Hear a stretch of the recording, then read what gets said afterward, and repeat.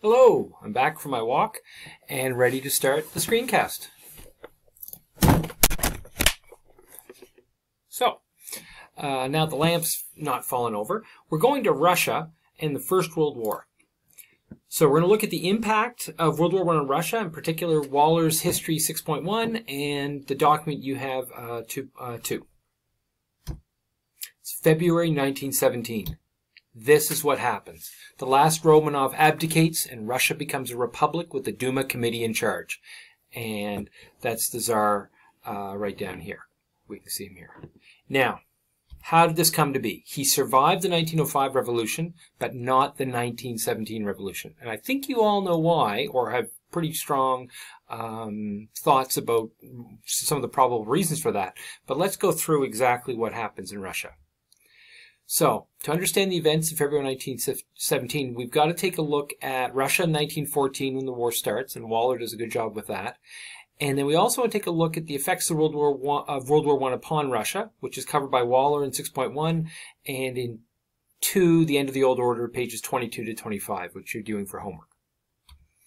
So, before the war, Nicholas II was warned of the dangers of going to war, which were quite severe. And then during the war, there were the economic strains, the opposition within the government, the military failures, which were many, many, many. The general opposition to the Tsar within the country grew. And finally, there were the economic and social problems on the home front as a result of the war. Many of these things had existed in 1905, but the war in 1917, by the time in 1917 hit, World War I had had much, much larger impacts. So, Russia not ready for the war. Nicholas was warned of the danger of another war, but there were many factors pushing and pulling Russia into the war, as you know. There was pan-Slavism and a desire to assist the Serbs. There were the treaty obligations with the French. There was a traditional Austrian enemy, which was again causing problems for Russia. And then there's also a thought in some areas that this would be a great patriotic war to unite the country. But we want to know, was the Russian steamroller ready? And while the economy was stronger, there were weaknesses that would be revealed once the war started. And we're going to take a look at those. So, in talking about the danger of another war, Russia really was a steamroller. It had a huge number of soldiers. But one of the worries was this was going to be an industrial war. And maybe if you look at this picture down below here with all the shells, we can see that Russia maybe was not ready to produce that many shells. Even England was worried that it wouldn't be able to. And not produce the materials required to outfit the soldiers, or just to fight a war of this magnitude. So, we're going to take a look at, not me, but a fellow by the name of Pyotr Dumanov, who was Minister of Internal Affairs in 1914. And he's quoted in a report he wrote, "Are we prepared for so stubborn a war as the future war of the European nations will undoubtedly become? This question we must answer, without evasion, in the negative. That much has been done for our defense since the Japanese War, I am the last person to deny. But even so, it is quite inadequate considering the unprecedented scale in which a future war will inevitably be fought." And then his report continues. Move myself out of the way here. "In this regard, we must note, first of all, the insufficiency of our war supplies, which certainly cannot be blamed upon the War Department, since the supply schedules are still far from being executed, owing to the low productivity of our factories. This insufficiency of munitions is the more significant since, in the embryonic condition of our industries, we shall, during the war, have no opportunity to make up the revealed shortage of by our own efforts. And the closing of the Baltic, by the German Navy, as well as the Black Sea, by the Turks, who were allied with the Germans, will prevent the importation from abroad the defense materials which we lack." Now, they could have brought it over the railway, the Trans-Siberian Railway, but that was only single track and had not been adequate for supplying the war with Japan. He continues, "The network of strategic railways is inadequate." I just spoke to that. "The railways possess a rolling stock sufficient, perhaps, for normal traffic, but not commensurate with the colossal demands which will be made upon them in the event of a European war. Lastly, it should not be forgotten that the impending war will be fought among the most civilized and technically most advanced nations. Every previous war has invariably been followed by something new in the realm of military technique, but the technical backwardness of our industries does not create favorable conditions for our adoption of the new inventions. And in particular, they might not be inventing things because they've got an illiteracy rate of 60%. Now, let's continue.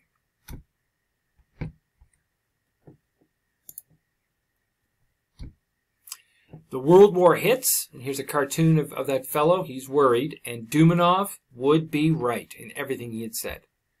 So, what are some of the existing problems that are being mentioned? We can see here the royal family below me.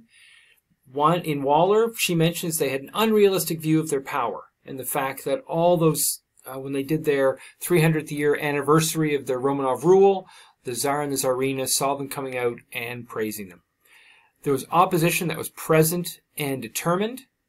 There was growing unrest with the masses, in particular with just the running of the country, and on a smaller note with Rasputin, who was a faith healer for the son, who's right here, who's a hemophiliac. And then there were the huge problems already present without the stress of the war and the revolutionaries who were acting in the country. When the war hits, they make early advances, but then you remember that the German forces were in the west with the Schlieffen Plan. Then there were the massive defeats at Tannenberg and the Masurian Lakes. Then there were the losses of almost 400 kilometers along the whole front as the Russian forces got pushed back. And then, in addition, in 1916, there was the Brusilov offensive, which was moderately successful, though at one point Brusilov was shelling his own troops to get them to attack the Germans. And then after huge losses of men, they further lost territory when the Germans counterattacked. So again, just a dismal showing in the war. And one of the quotes you can see here is that a Russian officer wrote that the Germans had forced us to retreat by artillery fire alone, using their enormous superiority in this field and their inexhaustible supply of shells. And it goes on just talking about how they couldn't handle things. There was a case of desertion of soldiers, voluntarily giving themselves up to the enemy or becoming more frequent. And this officer saying it's difficult to expect selflessness and enthusiasm from the men. So already before 1917 there's problems. And this is, you can see down below, this matches the quote that I read earlier. In the event of a European war, lastly, it would not be forgotten that the impending war will be fought among the most civilized and technically most advanced nations. And Russia was not one. Germany was. They were not going to fare well. He had predicted that well. The war shortages of these troops. There were 5.4 million men in 1914. December 1914, there were 4.7 million rifles for 6.5 million men. Not good. There were additional shortages in munitions, clothing, and footwear. One account says there were 1 million pairs of boots short for the soldiers. Now, opposition to the war grew in Russia. There were critical press reports about how the war was being run. In the Duma, there was a progressive bloc that even included some conservatives that demanded real power, which the Tsar, you can see below between two officers, denied. There was the reaction by Nicholas and his decision to go to the front. It meant he could no longer isolate himself from the decisions being made at the front. But the front was starting to crumble a bit, and the peasants still respected him, as you can see in this picture below where he's carrying an icon and blessing the soldiers. So maybe he did hold things together by going there. And by going to the front, he also caused a problem that the Tsarina was left, and she was helping to manage the government, and there was Rasputin who was there, and then what you would have seen in the reading with the loss of administrative continuity as he got involved in the ministers being chosen. You can see the economic and social issues from 1914 to 1917. In the urban areas, the workers were in a half-starved existence, with low wages and unsanitary conditions. The peasants held on to their grain just because they weren't getting high prices. Plus, there's that disruption in transport, which led to less food in the cities. There was a reduction in the industrial and agricultural output due to loss in manpower, and you saw the conscription I was talking about in the other page.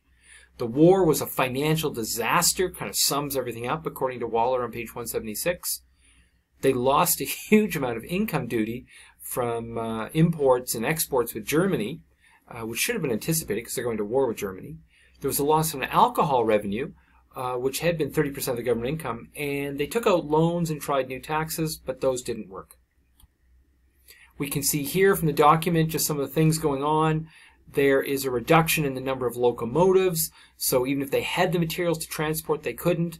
You can see here the wagons of grain reaching Moscow in 1913, 22,000. By 1917, there's 700, and then that compounds the problem that we see going on up here, where the population of Moscow has surged from 1.5 up to 2 million, in part all those losses on the front and meant refugees streaming into Moscow. So the refugees streaming in, we have much less food making it to Moscow. There's food having to go to the soldiers, plus just the inability of the Russians to even move that food because the number of railway engines in working order has been reduced so drastically by 1917.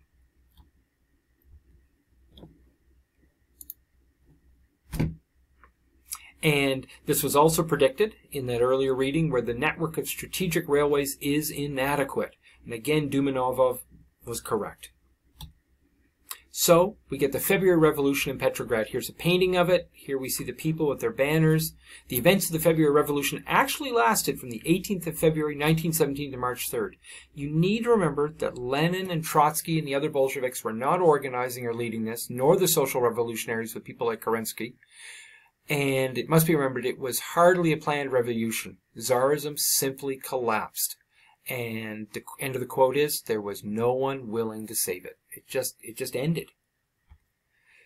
And remember, Tsarism simply collapsed, hardly a planned revolution, and it was the end of the old order. And I'll be covering that specifically in a screencast with the homework, and some of that content from that homework was already covered, and we've got one more slide. So we're bringing it all together, last two screencasts. We've got burning icons of the Tsar, we've got the population in open revolt, and the Tsar is left with nothing to do but abdicate and allow Russia to become a republic. The next lessons in screencast will be in the next unit, or topic rather, and that'll be the February 1917 revolution, and then the October 1917 revolution, which was organized, was led by Lenin and Trotsky, and brought the Bolsheviks to power. Thank you.